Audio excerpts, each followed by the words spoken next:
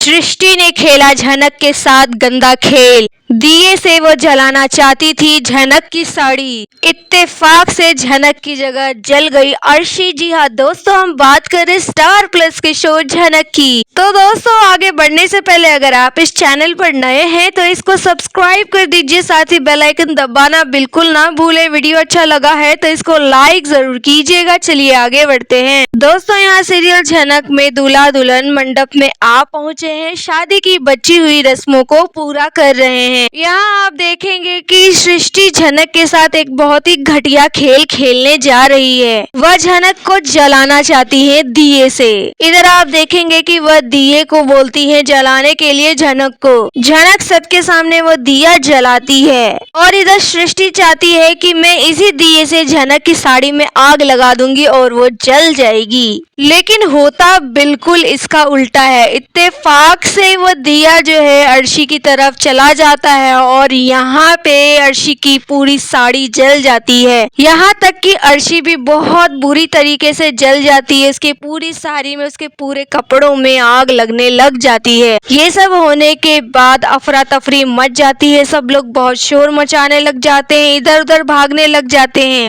अब इतना सब कुछ होता हुआ देखो सृष्टि को मिर्ची लग जाती है कि ये क्या हुआ, मैं तो कुछ और चाहती थी पर हो तो उल्टा गया। यहाँ तो मैं झनक को जलाना चाहती थी, उल्टा मेरी बेटी के कपड़ों में आग लग गई। नहीं, ऐसा कैसे हो सकता है। अब दोस्तों, इस सब का ब्लेम वो डालेंगी झनक के ऊपर। जी हाँ, यहाँ वो झनक के ऊपर इस सब का ब्लेम डालेंगी, सबके सामने उसे बेइज्जत करेंगी। इधर कपड़ों में आग लगने की वजह से यहाँ पे अर्शी बुरी तरीके से जल जाती है और इधर अनिरुद्ध भी काफी हैरान परेशान हो जाता है, उसको संभालने लगता है। यहाँ सब लोग अर्शी को संभालने में लगे हैं, लेकिन सृष्टि जो है इल्जाम लगाने में लगी हुई है झनक पर। इधर जल्दी जल्दी अनिरुद्ध अर्शी को उठाता है और हॉस्पिटल की ओर जाने लग जाता है, क्योंकि उसकी हालत बहुत नाजुक है। वह बेहोश हो चुकी है, होश में नहीं आ रही है, किसी पे रिएक्ट नहीं कर रही है और काफी बुरी तरीके से जल जाने की वजह से उसके कपड़ों को भी ढक दिया गया है।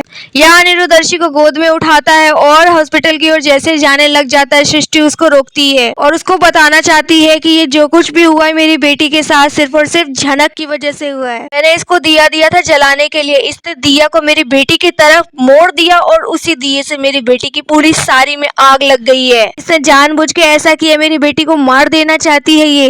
यहाँ अनिरुद्ध इन सब बातों को सुनने के मूड में नहीं है। वो तुरंत अर्शी को हॉस्पिटल पहुंचाना चाहता है डॉक्टर के पास। यहाँ पे अनिरुद्ध डांटता भी है, सृष्टि को कहता है कि ये सही वक्त नहीं है सब बात करने का, मुझे हॉस्पिटल लेके जाने दीजिए।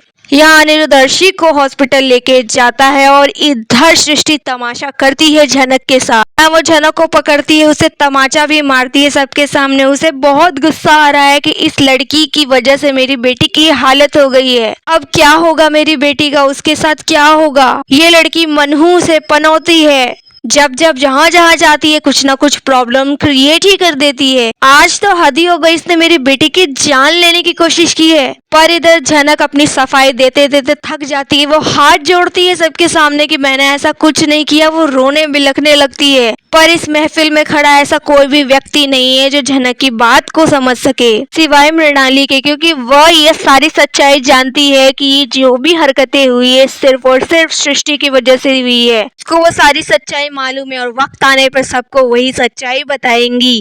इधर आप देखेंगे आग में घी डालने का काम बिपाशा करती है। वो झनक को कहती है कि तुम्हारी वजह से ही आज अर्शी की ये हालत हुई है।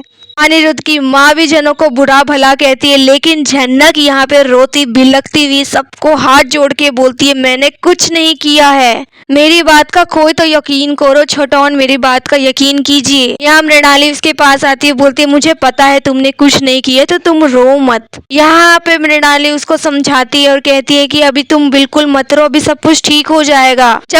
जब अर्शी को लेकर हॉस्पिटल पहुंचा जाता है तो उसकी माँ डॉक्टर से पूछती है कि क्या मेरी बेटी ठीक है, वो अपने पैरों पे चल सकती है या नहीं चल सकती, वो कब तक ठीक हो जाएंगी। डॉक्टर कहता है ये इलाज करने के बाद, चेकअप करने के बाद पता चलेगा, अभी कुछ नहीं कह सकते, उनकी हालत सीरियस है। यानी यहाँ पे अर्शी बहुत बुरी तरीके से जल गई है, अभी इसको ठीक होने में काफी समय लगने वाला है। अर्शी के साथ इतना कुछ हो गया तो यहाँ पे सृष्टि अब बिल्कुल चुप नहीं रहने वाली। वो पुलिस केस करने वाली है झनक के ऊपर और झनक के ऊपर अटेम्प्ट टू मर्डर का चार्ज लगाने वाली है, क्योंकि झनक की वजह से उनकी बेटी की हालत हुई है। उसने दिए से उसकी बेटी को जलाने की साजिश कोशिश की थी। यहाँ पे सृष्टि ने पूरी अच्छी तरीके से सोच रखा है कि झनक के साथ क्या क्या करना है। यानी दोस्तों जिस तरीके से यहाँ सिनेरियो दिखाया जा रहा है उससे ये साफ साफ पता चल रहा है कि अभी कुछ टाइम तक अर्शी हॉस्पिटल में रहेगी, उसको ठीक होने में समय रहेगा।